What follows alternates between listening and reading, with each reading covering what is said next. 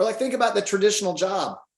The truth of the matter is when you work a job is you're being leveraged by the owner of that business. The owner of that business is making money from whatever they're doing, whatever they're putting their hands to, but then they're making money from you working at that job. So you're being leveraged. They have leverage over you.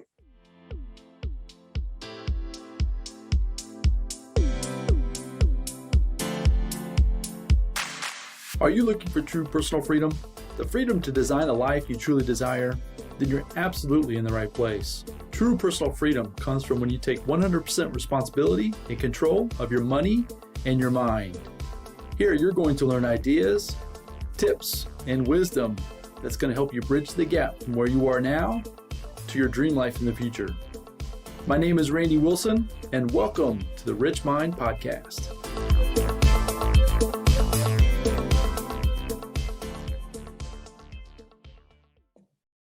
All right, everybody, welcome back to the RichMind Podcast. And today, coming to you with another, and what I'm calling the Freedom Series. It's a collaboration between me and Chad Kneller. He's becoming a great friend of mine. He's a mentor of mine. He's helping me become more. We've talked about that in the series up to this point, right? The idea is that you get around folks that are at a level or doing things at a different mindset, different ideas, different philosophies. And every time he and I get together, it's almost magic, right? It's the things that he believes might not be exactly the same, but the spins he put on them, it just makes my mind, it just fires off ideas in my brain. So that's exactly why we've come together with these conversations. And today we were talking about, just before we hit record, that the philosophy, right, which was the first episode that we got into, a lot of the things that we are taught being brought up, go to school, get a job, 401k, all debt is bad, leverage is bad, all of those types of things. And we'll get into a little bit more. I'm excited to hear what Chad brings to the table as far as this topic. But a lot of those things that we've been taught growing up aren't necessarily the truth. And that was a hard discovery for me in my journey. You can go back to the first episode, which was a snippet of my story. And that's exactly what happened to me. Is I got slapped upside the head with beliefs that I thought I was doing the right things with working hard and staying with the same company and contributing to a 401k. And I quickly realized that was not the case. That was not the case. And so that's the conversation we want to kind of go into today, is talking about some of those beliefs, some of those ideas, some of those philosophies that may or may not be as accurate as you might feel certain about. So Chad, welcome back to the show. And I'm super excited about this conversation. Before we hit record here, we were just firing back and forth with all kinds of things. And so, yeah, this is going to be a lot of fun. So welcome back. Yeah, so happy to be here with you, Randy. And just, these are some of my favorite things to talk about. And I know when people listen, those light bulbs are going to go off just like they did for you and I, when we started learning about this. And so that's what really gets me excited, is that we can impact people. 100%. So we've got kids. You've got a son that's just getting off into college. My kids are in their 20s. So anyways, the point is that they're all in that beginning stages of getting out there into life. And so a big passion of mine is giving back, right? And it doesn't matter where you are in the stage of life, in age, right? You can learn this at any point and make those pivots, make those changes. But if we can give as much as we possibly can to that younger generation, one of the questions I ask in my interview process when I'm interviewing folks is, if you could go back to your 20-year-old self, what would you give to yourself as information or knowledge that you wish you knew then that you know now, right? And a lot of the things we're going to talk about today, and we're going to talk about more than just one, but that's exactly kind of where this all leads to. So I'm super excited. Absolutely. Absolutely. So I know earlier we were talking about, this script we're all kind of handed, when we're younger. And I remember I saw this podcast. I don't remember who did it. It was a CEO of some company, but he called it Shift the Script. And the premise behind it was that, we've all been indoctrinated from a young age, that you're supposed to go to school and get good grades. You get good grades so you can get into a good college. Yeah, or college. You do good in college so you can get a good job. And then, you go to job and you find your spouse. Wow, I've been indoctrinated well, aren't I? Yeah, I've got it all. You see, you answer all the questions. Yes, right? I passed that quiz. That's awesome. Yeah, and when you think about this script that we all subscribe to, it's just, we never questioned it, right? But when you look at like the way school was set up, right? It was set up specifically to create employees because it was set up before the industrial age. They needed factory workers.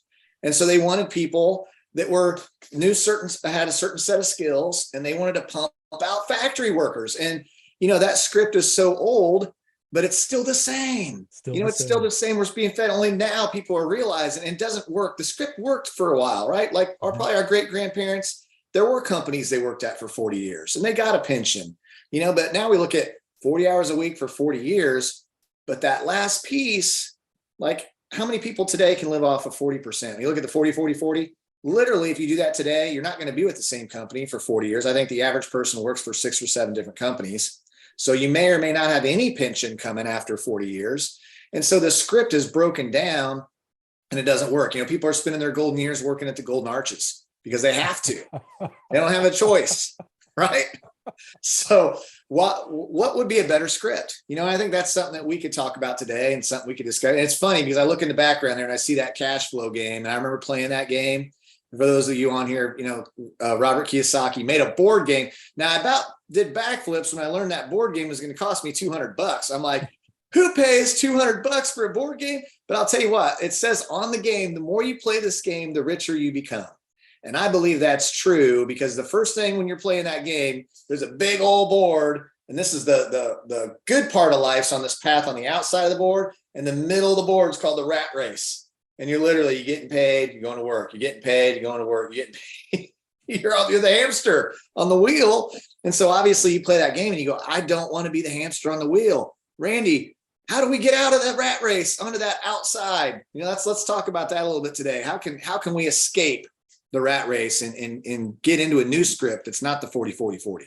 I love it. So that's where the cash flow game, if you're watching this on video, that's why I have this in the scene, is because that was the beginning for me of, I would say, like an exponential growth in my mindset when it comes to building wealth and in the idea of business profits versus wages. We've discussed that on episodes previous to this point, getting and realizing that the 40, 40, 40 rule is not even close to even what's going to get you anywhere where you need to be. And so many people these days I'm seeing in my own circle of influence, but then also whether you're on social media or whatever, a lot of people are struggling these days with the inflation. They don't understand necessarily what money is, how money is created, with personal philosophies that they're afraid of quote unquote selling or offering a service or being in business.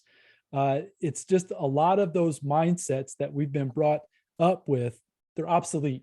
They don't work in today's environment.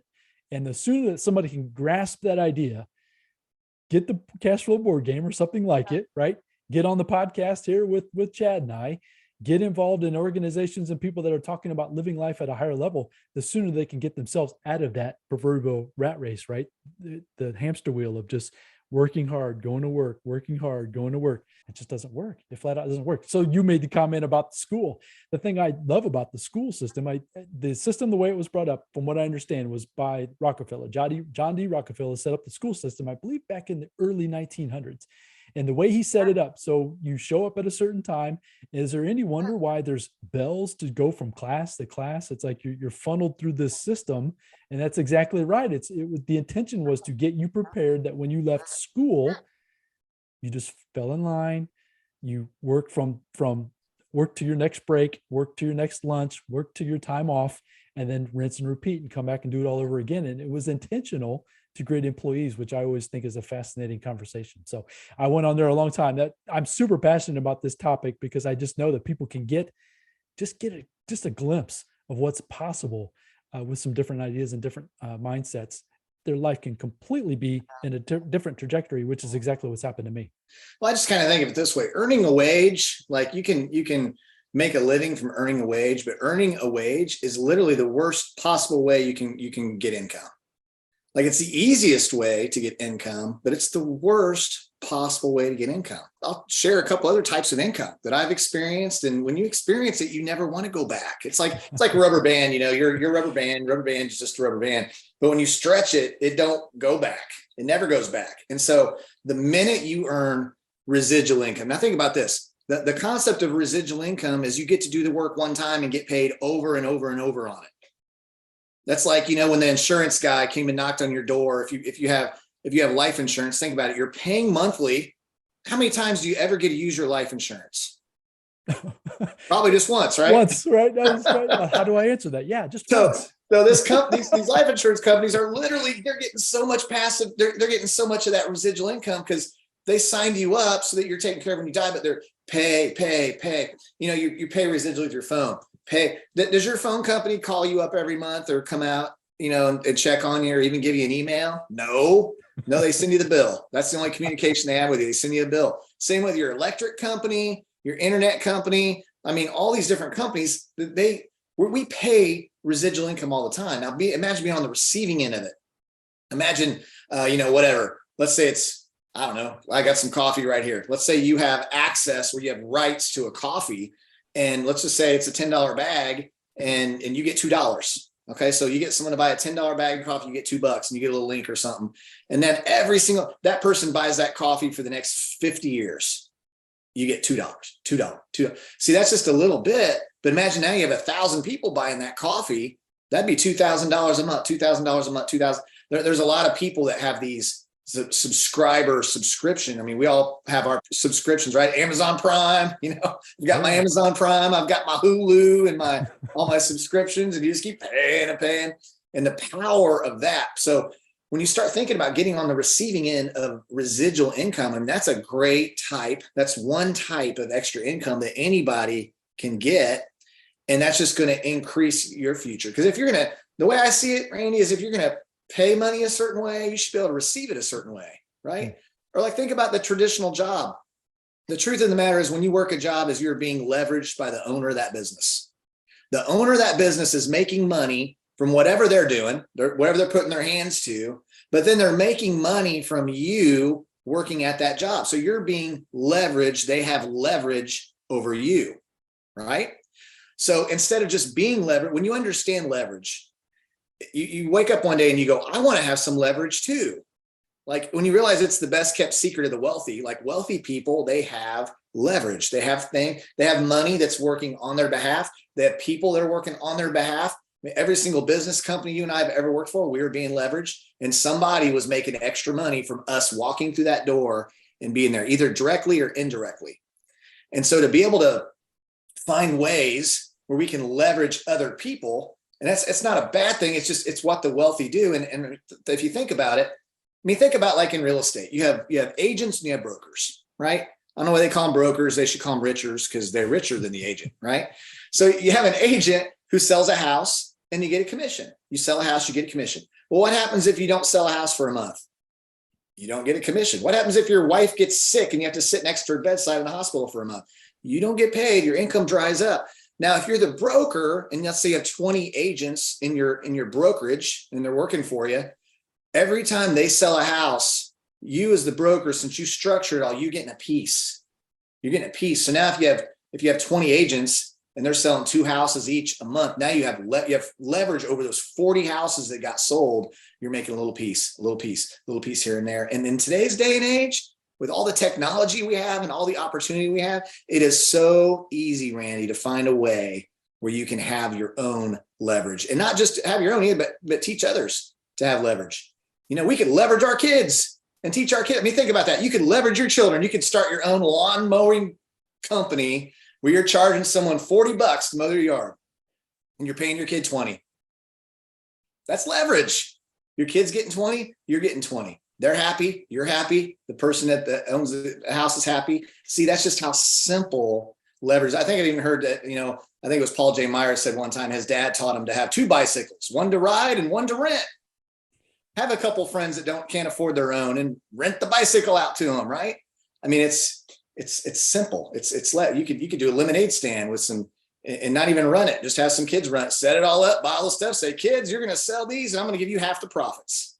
That's leverage. It doesn't take a rocket scientist to have leverage, just a little bit of ingenuity. But, those are 2 of my favorite ways to get extra income is residual income and leverage. And then, when you play cash flow, you start to learn about the passive side too. And passive income, that's the whole point of that game, right? Is to create enough passive income to exceed your monthly expenses. And then you don't need you don't need to work at all. You don't have to do the 40-40-40 at all, because you have enough income, passive income, and passive income just meaning you don't have to do anything. You're earning it passively. So if you have a rental apartment, for example, you buy if you buy a duplex, you could live in one half, and then you could basically live there for free because the other half's paying for the whole building. And then you can move out and you can have leverage there just with rental income, passive income that way. So there's so many different ways in this world to do it. And so all I would say is if you've been earning from wages your whole life, you're missing out, because again, it's a way. It's kind of like minimum wage. Minimum wage is designed. People say, oh, we got to raise minimum wage. No, we don't have to raise minimum wage. The whole point of minimum wage is a starting point.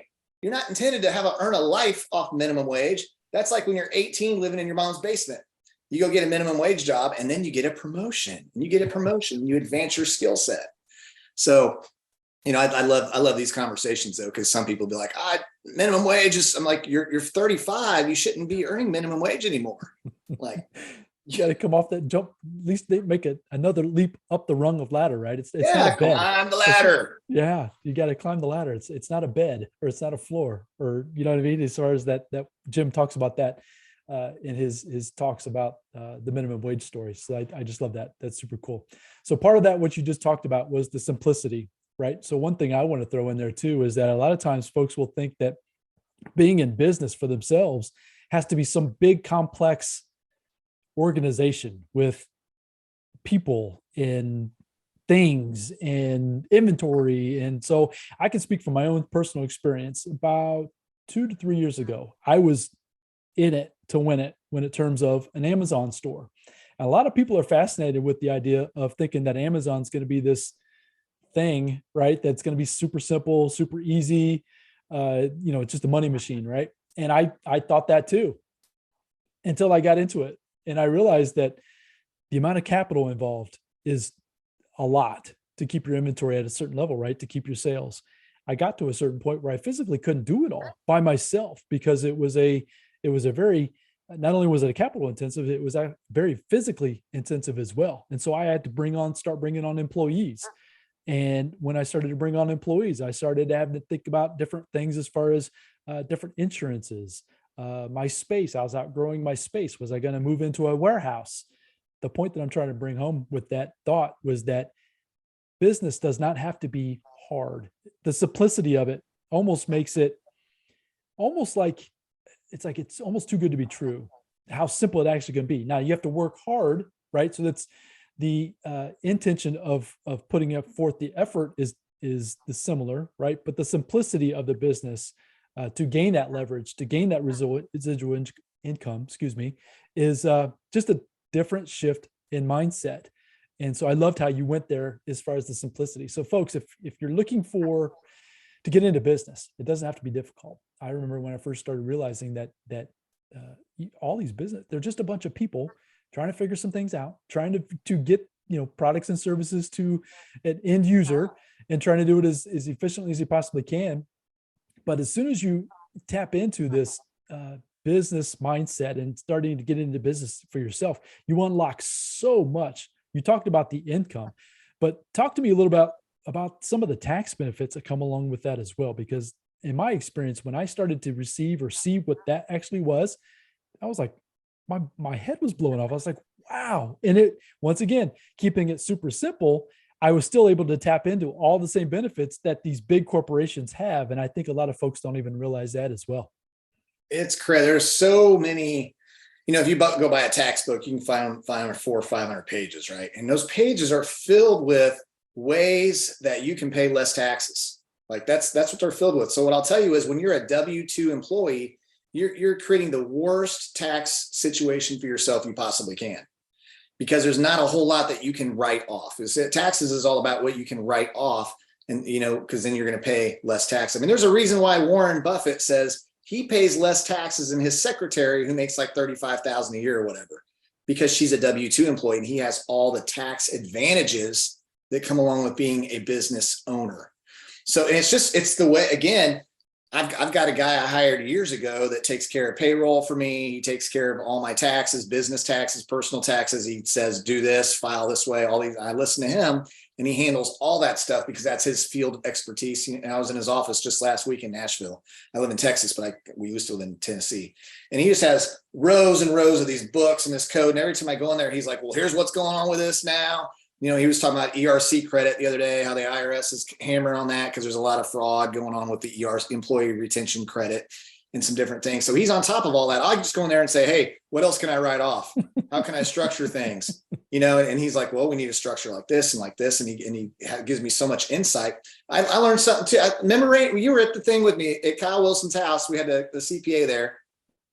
And he was talking about Airbnb. And here's just a small snippet of example for everybody to understand. If you own an Airbnb and you have a guest booklet in there, right, where you're giving your recommendation for restaurants, for golf clubs, for activities, fun things to do, go to Nissan Stadium and see the Titans.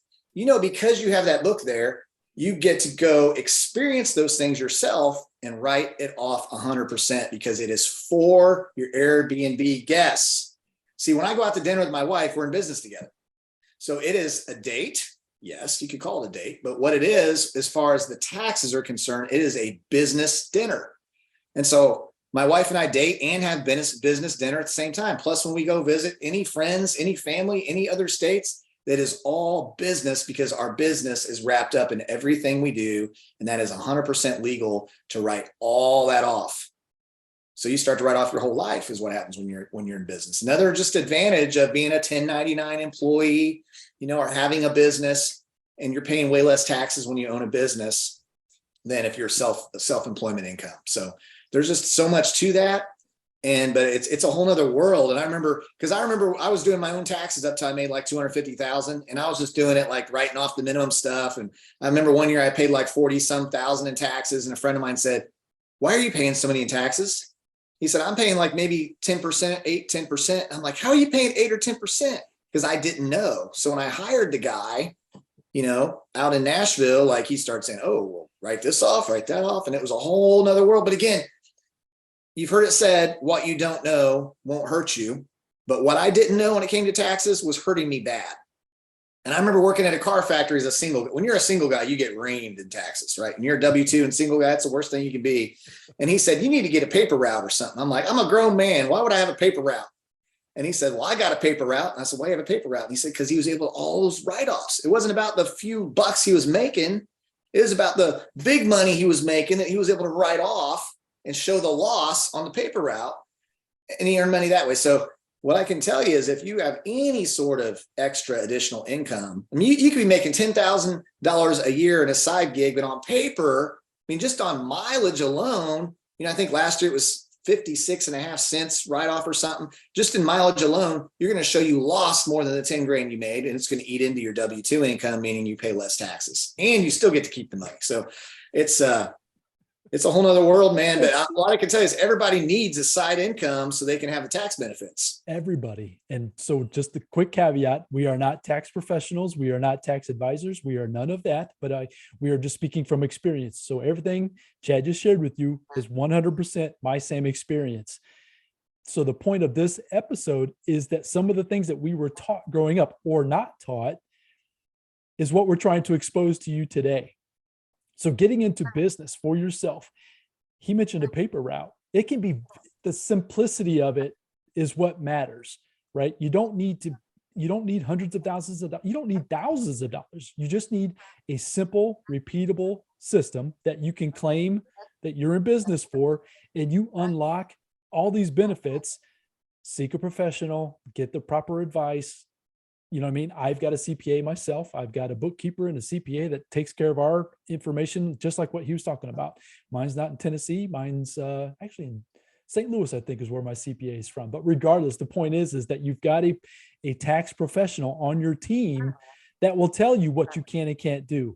One thing that I realized early on in my journey is that it's just, once again, this is a mindset shift, that when you get in business for yourself, you take in your revenue first. You decide where you want to spend that revenue, and then you pay taxes on what's left. Versus when you're a W-2 employee, you get taxed the tax is already taken out before you even get to even see it in your paycheck. It's called FICA taxes and all that state, local, and all that stuff. You got to have 99 kids, man, if you're a W-2 employee. All that stuff that they just take it. They take it from you before you even get started, versus when the business that Chad and I are in, we get to collect revenue. We decide, like he was talking about the date nights. My wife and I go on working date nights all the time. Every time we travel, once again, I don't want to go too much further than that. You can rewind and hear everything that Chad just said. I don't need to regurgitate all of it. But my point is that it's exactly 100% above board. It's all legal. And you can have it too by starting a simple business, which kind of let's dive into kind of what we do, Chad, as far as how we've figured out a way to create some simplicity when it comes to business, and how we help people, right, create duplicatable systems, processes, provide a great service, great product. Go into that a little bit, because just this alone is, yeah, I mean, like I said, my head was blown off when I started figuring out this stuff. So hopefully if you're listening to this today, hopefully some light bulbs are going off in your brain. It's like, okay, I need to figure this out. So yeah. Well, I remember years and years ago when, when I learned about business and I was introduced to what's called network marketing. Some might call it multi-level marketing, network marketing, relationship marketing, online franchising. There's a lot of different names for it, but basically, essentially what it is we, instead of Walmart being the middleman between the whoever creates the product and the consumer, that you use word of mouth, you use people, and that you can build an organization as large as you want. See, every single company wants two things. They want people to consume their products or services, and they want more ways to offer their products and services for more people to consume. So they want franchises want to expand into different states and ultimately into different countries. But it's a process, because if you're going to own a McDonald's, you got to find the location, and then you got to have the brick and mortar piece of it, and you got to hire all the people. That's all drag to a business. It slows the duplication of the model down, right? Whereas with online franchising, it can be as simple as click a few buttons, and now I've just expanded, Randy, into another state or even to another country. In some of these companies, you can do business in hundreds of countries.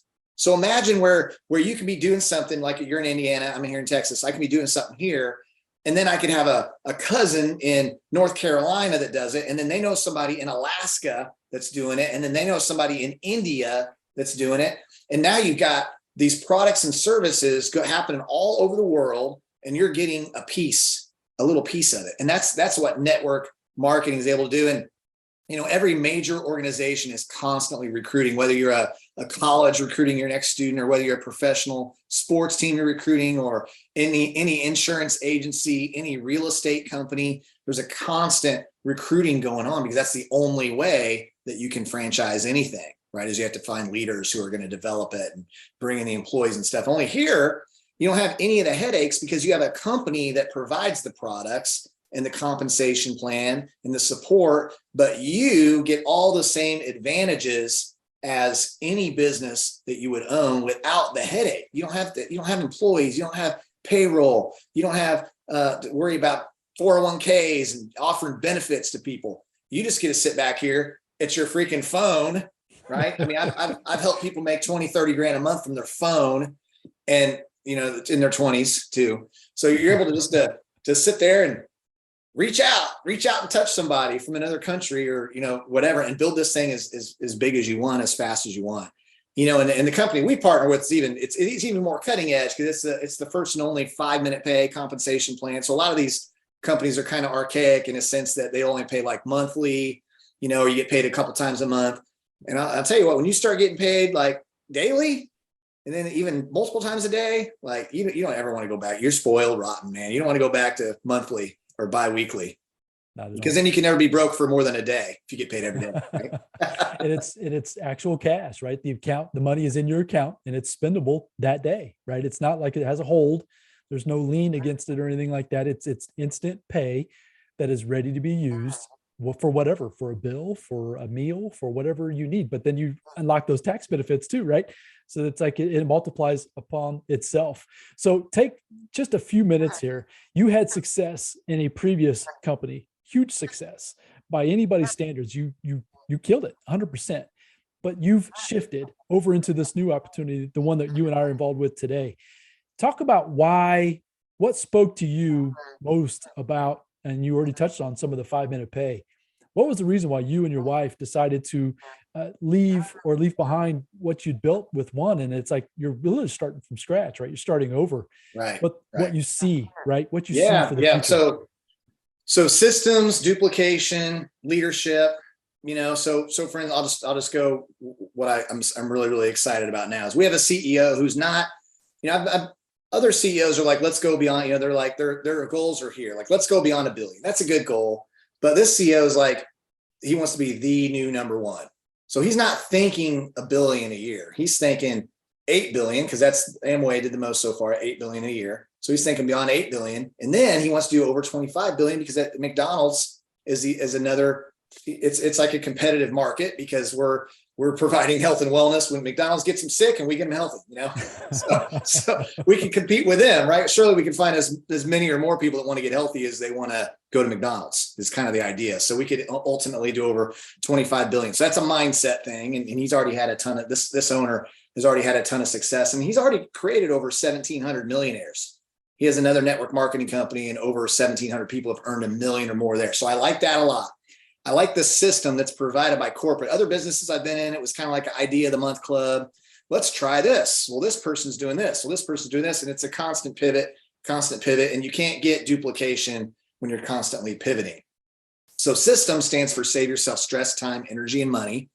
You want a business, if you're going to franchise something big, you want it to be system dependent and not dependent on you. Because again, you're just creating yourself a bigger job then and more work, and nobody wants that. You want to work yourself out of a job by empowering people, creating leaders all over the world. And so that system piece. And then when you just look at the overall benefits of the product and the compensation plan, it's just there. It takes a lot of companies tilt things like they think you go to casino. We all kind of know people go casino anyway, but the house is going to win, right? So in our minds and our ego, we think, well, everyone else is going to lose but me. I'm going to figure it out. I'm going to win, right? Well, a lot of these companies tilt the comp plan so that there's a lot of breakage in the comp plan. There's a lot of things where the company keeps more money. Say I brought in a lot of these companies, I brought you in, Randy, and you're doing great, and I'm getting paid great, override residual income on you. But if you hit a higher rank than me, or you hit a certain rank, I could get cut off, or I'm not earning money off your team anymore. That's called breakage. That's not good for the person that brought you in, right? That's breakage. So this is the only company I've ever even heard of in the industry where you can personally recruit 2 people and go to the top of the company and be making 100,000, plus a month. I've never even heard that exists. So there's no breakage. There's no drag meaning complicated structures, right? Some of these companies out there, you got to have, 8 people over here that hit this rank, and 4 people over here that this rank, and 3 that are world-class scuba divers and can do triple backflips, and it's just like, it's hard to even understand. And so then you have to reach out always and ask an upline leader and say, I brought this person in, I have no idea what to do with them. And, I had, in the last company I was in, I was the master charter guy. And so I would have like 50 people's businesses charted. I was probably spending 20, 30 hours a week just strategizing with people where to put the person you join. And this structure that we're with now, it's the most easy structure. So everything is built for speed, down to getting paid in less than 5 minutes, down to the, you only put people on your right side or your left side. So that's simple there. There's really not a whole lot of a learning curve here, which is the key, right? That's why McDonald's does so well. And you find some of these other restaurants don't do as well, because McDonald's has it dialed in. Like, they got the employee manual. I mean, you can literally take someone in there that doesn't know anything about anything, and within their first day of work, they're like, I flip the burger for 45 seconds. I flip it over. The timer beeps, so I don't forget to flip it over after 45 seconds. And we do the dishes at the end of the night, and we do these 7 things to close down. And I mean, it's all very predictable. The predictable outcome of a McDonald's franchise is success, because it's very clear how they do everything in the manual. So, like with our business, we call it the Purple Diamond Guide. It's 11 pages. I mean, you learn the 11 pages and do the 11 pages, and your predictable outcome is success.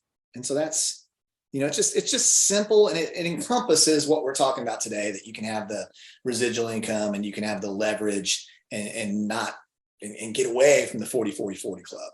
So folks, if that is intriguing to you at all, I encourage you to take a minute, reach out to either one of us, right?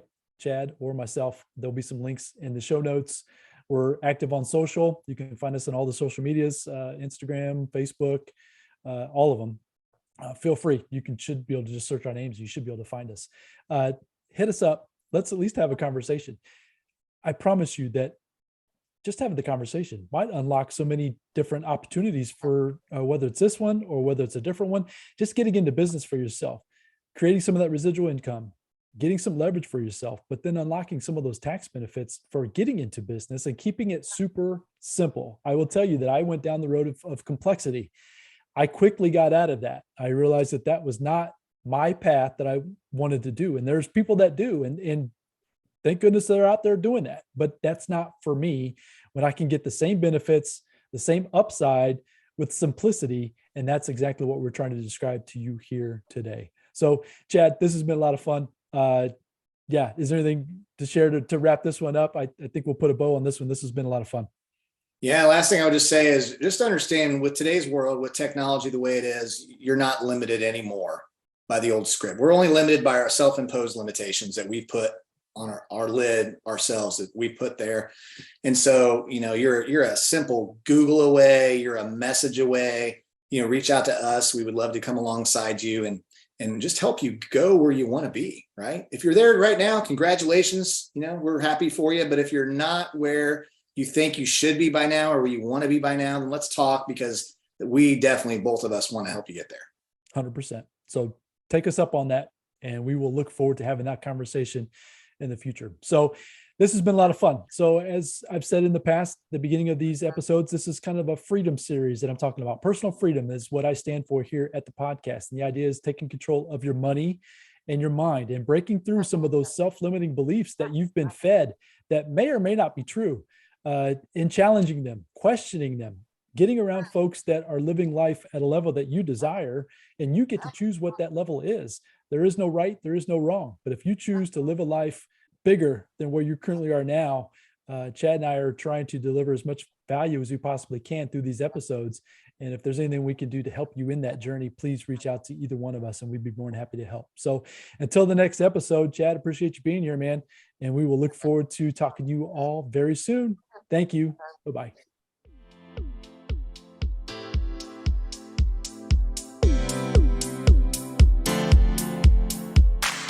Thank you for joining me on the RichMind Podcast. I hope you found a ton of value in this episode.